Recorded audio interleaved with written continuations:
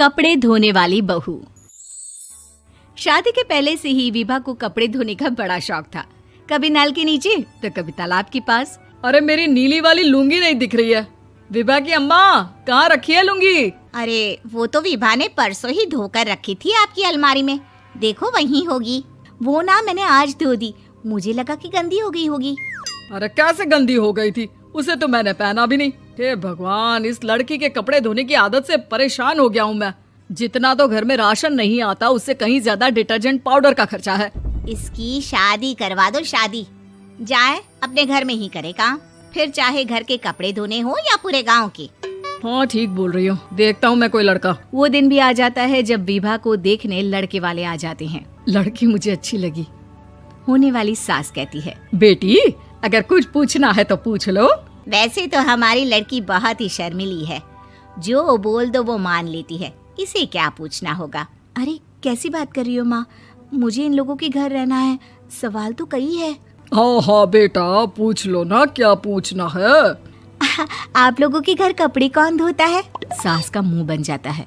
देखो, अगर तुम ये कहना चाहती हो कि तुम्हें कपड़े धोने नहीं आते तो सुन लो, कपड़े मैं ही धोती हूँ, लेकिन तुम्हारे आ जाने के बाद मैं रुमाल तक नहीं धोऊंगी। अरे चुप रहना भाग्यवान, बहू बेचारी घर आई नहीं, उसे डराना शुरू कर दिया।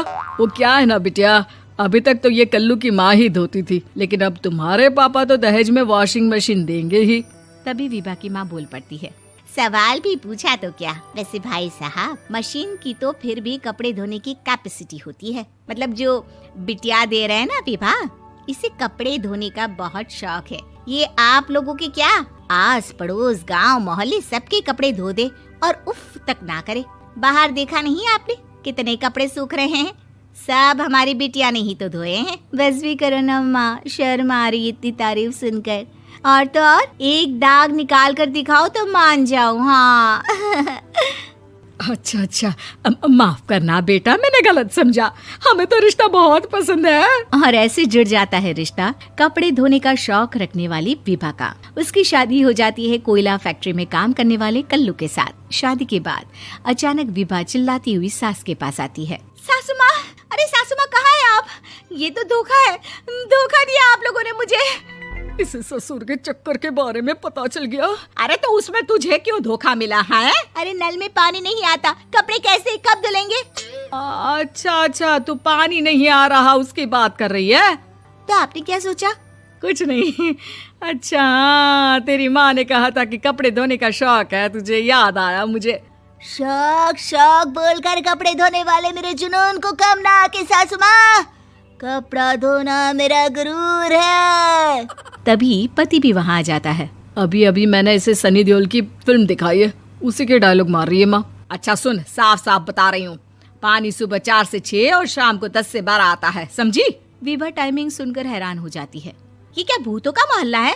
सुबह 4 बजे उठकर कौन कपड़े धोता है? 4 बजे टंकी में पानी जाता है, फिर सारा दिन धोना ना, किसने मना किया? अरे कैसी बात कर रही हैं? 200 लीटर की टंकी में कितने कपड़े धो लूंगी मैं? सुबह ही उठ जाऊंगी मैं। अब क्या था, विभा सुबह 4 से लेकर रात के 12 बजे तक कपड़े ही धोती रहती। एक रोज सास पड़ोस से निकलकर कहीं जा रही होती है कि साथ वाली कहती है, हाँ कल्लू की माँ, जरा ये बताओ कि 2 साड़ी है, 2 ब्लाउज और एक पेटीकोट और एक नाड़े वाला लंबा कच्छा। हाँ तो? अरे तो क्या, कितना लोगी धुलाई ये बताओ। धोबन दिख रहे हैं हम क्या? हमारे पति सरकारी नौकरी से अभी रिटायर हुए हैं और बेटा सुपरवाइजर है कोयला फैक्ट्री में। धोबन समझ रखा है हमें?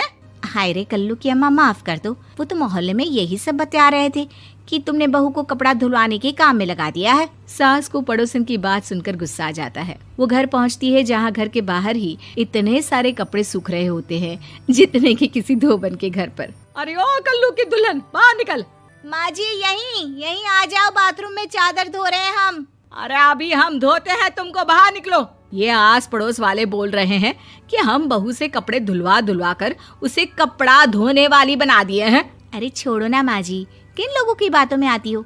आस पास के लोगों का तो काम ही होता है कि वो किसी तरह सास बहू को लड़ा दे। बहू सारे घर के कपड़े धोती है, ये क्या कम है? बोलिए। सास को भी लग जाता है कि वो बहू का ये सनकीपन नहीं छुड़वा सकती, इससे अच्छा है कि खुद ही चुप हो जाए। एक रोज सास और बहू मंदिर जाते हैं, जहाँ सास की साड़ी वहाँ खड़ी भीख मांगने वाली से मिलती है। माँ जी क्या बात है, आपकी साड़ी उस भिखारन से कितनी मिल रही है ना? हाँ हाँ, देखो तो दोनों की साड़ी मिल रही है। क्या बात है कल्लू की अम्मा, तुम खुद को तो अफसर की बीवी बताती हो और ऐसी सिंपल सी प्लेन साड़ी पहनकर घूमती हो। सिंपल और प्लेन नहीं है ये साड़ी। तो क्या सोने के धागे से फूल बने हैं? कुछ भी सासू माँ, कुछ भी। हाँ, बने थे इस साड़ी में सोने के धागे से फूल।